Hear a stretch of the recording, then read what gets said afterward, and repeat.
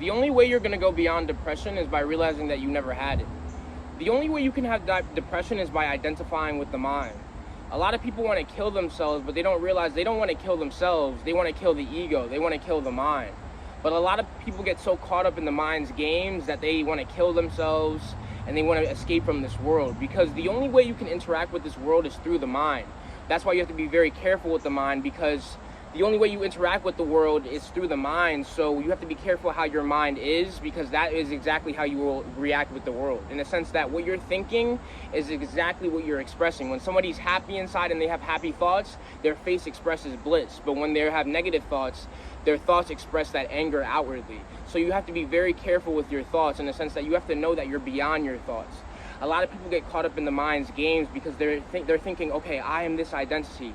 I am sad, I am happy, I am joy, I am high, I am low, I am above and I'm below. People don't realize, no, you're in the middle, and you're not even in the middle, you're beyond the middle. See, people don't trust themselves. They don't trust that they can be beyond their minds. They don't trust that they can be beyond their ego. People are scared of being nothing, which is why they run to entertain themselves and they run to all types of pleasures to run away from the fact that they were nothing, not realizing that being nothing is their greatest freedom. Depression is the realization that nothing goes your way. As Sage Osho said, it's not that people don't love life. People that are suicidal, it's not that they don't love life. It's that life never goes their way, so they give up and they're tired of it. And I understand, but actually, this sadness is actually good, because somebody who is caught up in material life and has the illusion of comfort, like you ever hear people, the greatest trauma is where everything was going good and then suddenly everything was bad. But people who have been through bad, they kind of can handle trauma a little bit better. So it's actually good that you've been depressed. And I know that sounds crazy, but when somebody's depressed, that means they can actually go beyond sadness. But somebody who is sad here and there, or is happy here and there, they'll never reach absolute happiness. But somebody who is in such despair that they have to reach eternal bliss, because a lot of people, they have the illusion of comfort, and it gets taken away from them, and then they really lose. But somebody who has been constantly losing, he seeks a state that puts him in a state of winning outside of external circumstances. He seeks a throne that cannot be taken away by the outside. So when somebody seeks that throne, they realize that the throne of bliss is your true nature. It's not sadness, it's not happiness, it's not being joyful, it's not being sad, it's just beingness, it's just nirvana.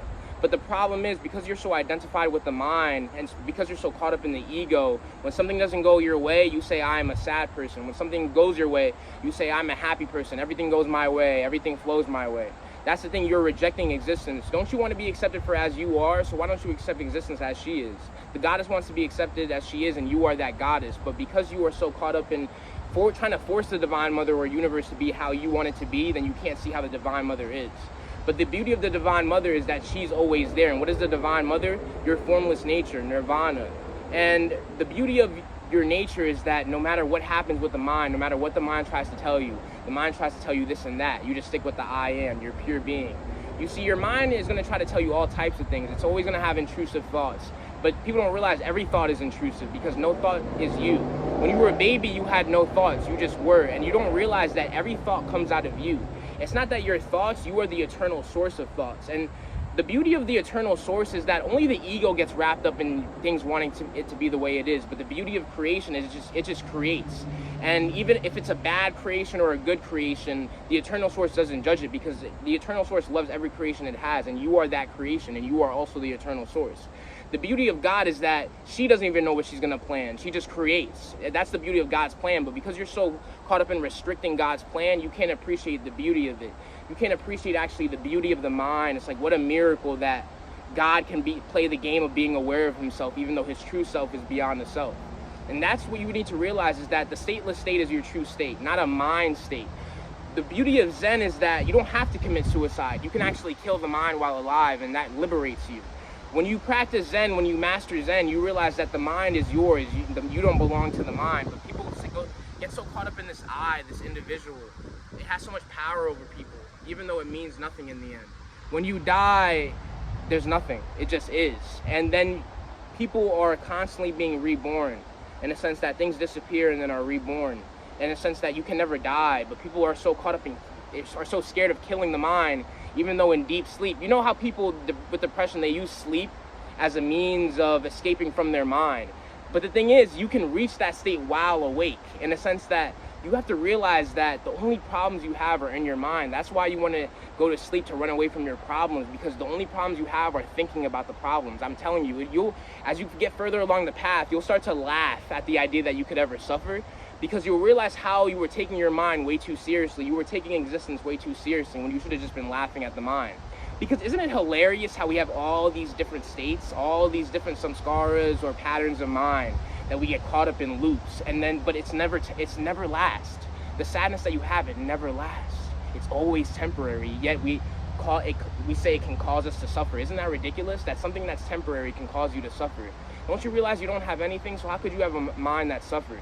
You have to realize that when you just silence the mind and realize that no matter what noise the mind tries to give you, it's not you. Even if there's a bomb, in the end, the noise of the bomb disappears, even if it's the loudest bomb ever. Remember those loud noises that you experienced where everything was unbearable, everything was painful, and then it went away and you were relieved? Well, you can have that relief always by realizing that the pain was never yours. Because you know that relief that you have after you have pain? For example, let's say somebody's constipated. Well, then after they relieve themselves of the constipation, then they call that a solution. Because people are obsessed with problems, and then they are obsessed with solutions. Because without pain, then you can't have pleasure. But the beauty of knowing that pain and pleasure doesn't belong to you is that you experience both, knowing they're not you. You won't be experiencing them. As Sage Anandamayi Ma said, I have no sense of pleasure and pain.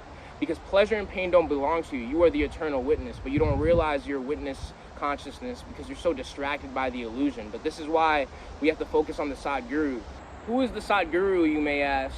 Well, the Sadguru is the ultimate reminder of our true nature. This world is constantly trying to tell us who we are, what we are. You know, the problem with psychologists is that instead of telling you that you never had a problem in the first place, instead of telling you that you are beyond suffering, they keep telling you that you have a problem that you constantly have to solve. The Sadguru tells you that you have no problems, you don't have to solve anything. And now obviously you have to practice to reach enlightenment, but it's better to practice knowing that you don't have a problem than thinking that you're a limited character, thinking that you have a problem to solve.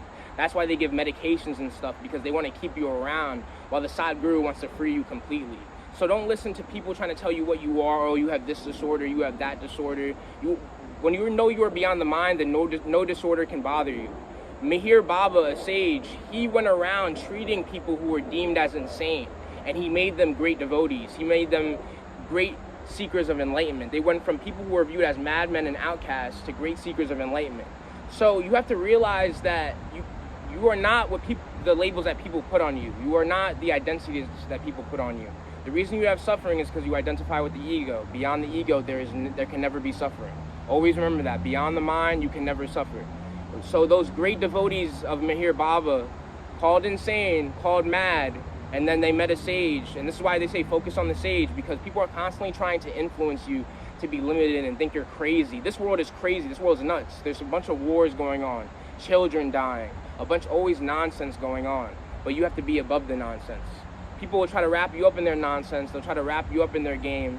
But you have to take charge of your focus by focusing on the Sadguru who's trying to free you. Think of Sage Meher Baba, who reminded those people of their divine nature, and they went from outcasts who were thought of insane to devotees of Meher Baba, who went from people who were outcasts of society to helping him spread his message of enlightenment. So you have to understand that the beauty of being selfless, being beyond a self, is that it helps you spread divine love. Those people that Meher Baba helped, they helped him spread divine love. They helped spread his message of freedom and truth. So you have to understand that don't let people limit you. You can do great things as long as you don't hold yourself back by thinking you're a specific identity or thinking that you have this and that, sadness. Stick with the I am. Don't care what people say. I also want to talk about, so recently I had my first public satsang, and I'm going to be doing another one on the 22nd. I'm going to continuously give updates as the 22nd, the satsang on the 22nd is approaching, because I want to give people time. Like, there's some people coming from different places. I've already talked to some of my devotees who are visiting from different places, so I want to give people time to plan and travel. So just letting you guys know, in Brooklyn, New York, and reach out for the details. Everything to reach out to me will be in the description, and I'll send you the details. And if anybody wants to, plan, just give you guys a heads up. But there'll be continuous updates, so I won't go too into it. But just know that there'll be another public satsang soon on the 22nd of August. So it'll be fun.